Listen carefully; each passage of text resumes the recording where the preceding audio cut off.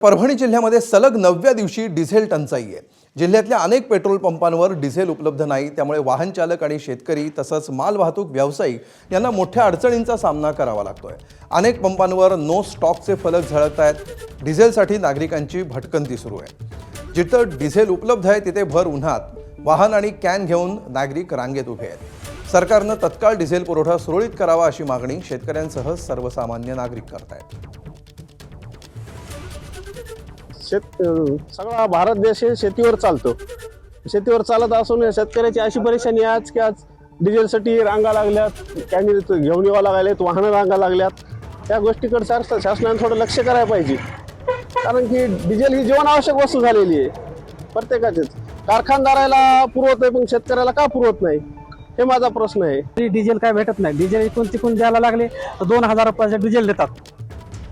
तर आता सगळी शेती ट्रॅक्टरवर आहे आमची, रोटर, नांगर, पेरणी, आणि गव्हर्नमेंट म्हणते डिझेलचा साठा भरपूर आहे, त्याची काही काळजी करू नका। मग एवढ्या रांगा का लागायल्यात?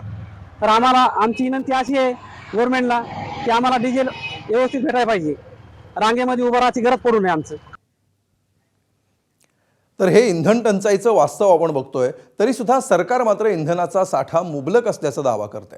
पेट्रोल पंपाबाहेर रांगेतील 80% लोकांकडून काळा बाजार करण्याचा प्रयत्न सुरू आहे असा दावा केला आहे मंत्री गिरीश महाजन यांनी। तर इंधनाचा भरपूर साठा आहे, अफवांवर विश्वास नको असं कृषी मंत्री दत्तात्रय भरणे म्हणतात। आता सध्या मुबलक डिझेल पेट्रोल सगळ्यांकडे या ठिकाणी आहे, पण फक्त हे जे कॅन घेऊन सगळे 500 हजार लोक बसलेत आणि नंतर मग ते रस्त्यावर घेऊन ब्लॅकमेल करतायत, विकतायत।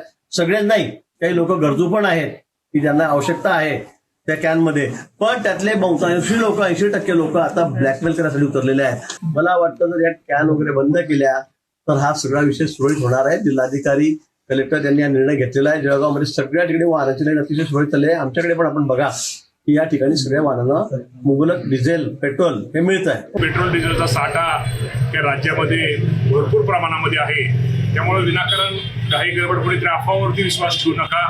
राज्याचे मुख्यमंत्री देवेंद्र फडणवीस साहेबांनी पण आपल्या सगळ्यांना विनंती केलेली आहे, ही शेतकऱ्यांना विनंती करतो, अजिबात काही गडबड करू नका। पेट्रोल डिझेल आपल्या राज्यामध्ये त्याचा जो साठा आहे तो व्यवस्थित आहे, त्यामुळे कुणी गडबड न करता पेट्रोल डिझेल ज्यावेळेस आपल्याला लागेल त्याच वेळेस घ्या।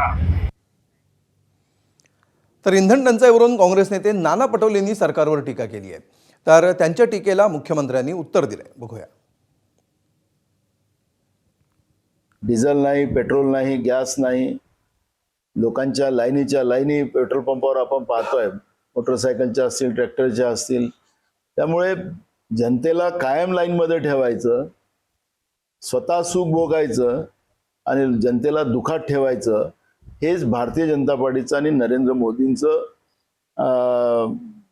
त्यांचं त्या पद्धतीची पद्धत राहिलेली आहे। आणि त्यामुळे देशातली जनता हा त्रास भोगताना आपण पाहतोय। नागरिकांना नरेंद्र मोदी हे रांगेमध्ये लावेल ज्या प्रकारे डिझेल टंचाई आहे। नाना भाऊंना म्हणा, आता पक्षामध्ये कोणी तुम्हाला विचारून नाही राहिलं, एक अध्यक्ष देखील तुमच्या बाजूने होत नाहीये, त्याचा राग आमच्यावर कशाला काढता? एबीपी माझा, उघडा डोळे बघा नीट।